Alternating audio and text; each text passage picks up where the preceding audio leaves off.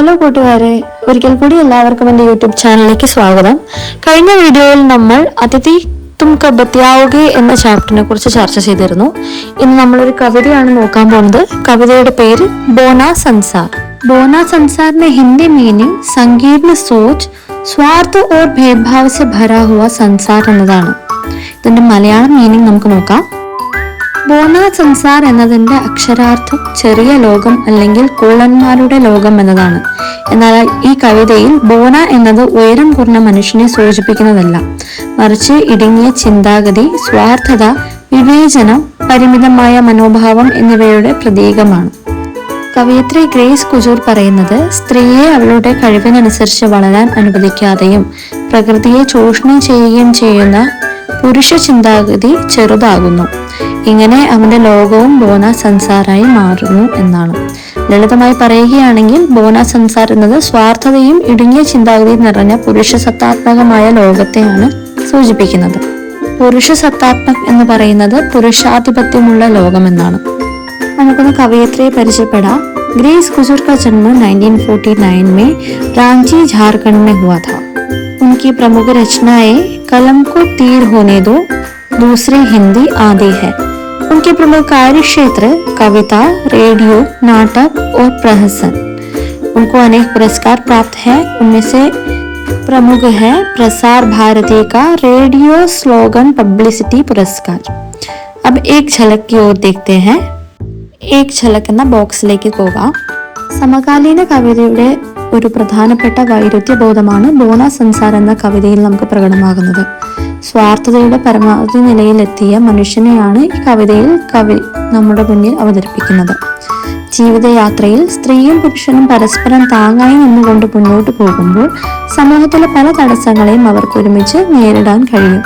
എന്നാൽ സ്വന്തം മേന്മ തെളിയിക്കാനായി പുരുഷൻ സ്ത്രീയെ അടിച്ചമർത്തുകയും അവളുടെ സ്വാതന്ത്ര്യം, കഴിവുകളെയും നിയന്ത്രിക്കുകയും ചെയ്യുന്ന നിമിഷം യഥാർത്ഥത്തിൽ പുരുഷാധിപത്യ സമൂഹം തന്നെയാണ് ബോന സംസാർ ആയി മാറുന്നത്, അല്ലെങ്കിൽ ഇടുങ്ങിയ മനസ്സുള്ള മനുഷ്യന്മാരായി മാറുന്നത്. ഇനി നമുക്ക് കവിതയിലെ വരികളിലൂടെ സഞ്ചരിക്കാം. ജബ് ജബ് ഓരത് കോ, എപ്പോഴെല്ലാമാണോ സ്ത്രീകളെ ധർത്തിക്ക് നീച്ചെ തക് തബ്നാ പടാ ഹൈ, ഭൂമിക്കടിയിൽ അടിച്ചമർത്തിപ്പെടേണ്ടി വന്നുവോ, തബ് തബ് അപ്പോഴെല്ലാം അങ്കുരിത് ഹുയി ഹൈ വഹ്, അവളൊരു പുതിയ രൂപം കൊണ്ടിട്ടുണ്ട്. ജബ് കഭി തും ഹാരേ ഥകെ, നീ എപ്പോഴെങ്കിലും തോറ്റു ക്ഷീണിച്ചും പോയപ്പോൾ, പതിക്കി തരഹ്, ഒരു യാത്രികനെ പോലെ, ആഘോഷ്മേം ആയഹോ ഉസ്കെ, അവളുടെ മടിയിലേക്ക് വന്നിട്ടുണ്ടോ, അല്ലെങ്കിൽ അവളുടെ സ്നേഹത്തിന്റെ കരുതൽ തേടി വന്നിട്ടുണ്ടോ. തബ് തബ് അപ്പോഴെല്ലാം, ബർഗത് സി ഹുയി ഹൈ വഹ്, അവൾ ആൽമരം പോലെ നിനക്ക് താങ്ങായും തണലായും നിന്നിട്ടുണ്ട്. ലേക്കിൻ തുമ്ഹേ ഉസ്കാ ബർഗത് ഹോന അച്ഛാ നഹീ ലഗ്താ, പക്ഷേ അവൾ നിനക്ക് വേണ്ടി താങ്ങായും തണലായും മാറുന്നതോ അവളുടെ വളർച്ചയോ നിനക്ക് ഇഷ്ടമല്ല. ഇവിടെ ബർഗത്തിന് രണ്ടർത്ഥമുണ്ട്. ഒന്ന് വളർച്ച, ഒന്ന് ആൽമരം. കേദ് കർ ദേത്തെ ഹോ ഉസേ ഗംലേ മേ കിസി ബോൺസായി കി മാനിത്, അവളെ ബന്ധിച്ച് തടവിലാക്കുന്നു, ഒരു ബോൺസായി ചെടിയിലെ ചട്ടിയിലാക്കി ബന്ധിതയാക്കുന്നത് പോലെ. ബോൺസായി ചെടി എന്ന് പറയുന്നത് വളരെ അധികം വളരാത്ത, ഹൈറ്റില്ലാത്ത ചെറിയ ചെടിയാണ്. ഓക്കെ, വരികളിലേക്ക് പോകാം. ഇസ്കെ ബാവജൂദ് വോ ഫൂൽത്തി ഹൈ ഫൽത്തി ഹൈ, എന്നിട്ടും അവൾ പൂക്കുന്നു, കായ്ക്കുന്നു. ഓർ തും ഉസ്കെ ഇസി ബോനെപൻ മേ കിത്നെ ഖുഷ് ഹോ, പക്ഷെ നീ അവളുടെ ഈ പരിമിതപ്പെടുത്തിയ ജീവിതത്തിൽ സന്തോഷിക്കുന്നു. ഓ കിത്ന Boana high Yeh Aadmi or ഉസ്കാ Boana സംസാർ.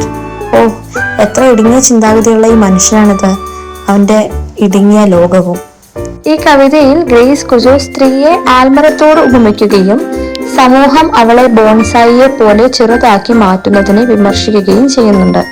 സ്ത്രീയുടെ കഴിവുകളെയും സ്വാതന്ത്ര്യത്തെയും വളർച്ചയെയും സമൂഹം നിയന്ത്രിക്കുന്നതിനെ കവയിത്രി ചോദ്യം ചെയ്യുന്നുണ്ട്.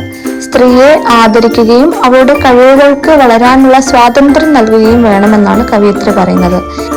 ബോന സംസാർ എന്ന കവിതയുടെ ഷോർട്ട് നോട്ടാണിത്. കവിത എളുപ്പത്തിൽ മനസ്സിലാക്കാനും കവിതയിൽ വരാൻ ചാൻസ് ഉള്ള ക്വസ്റ്റ്യൻസിന്റെ ആൻസേഴ്സും ഇതിൽ ഇൻക്ലൂഡ് ചെയ്തിട്ടുണ്ട്.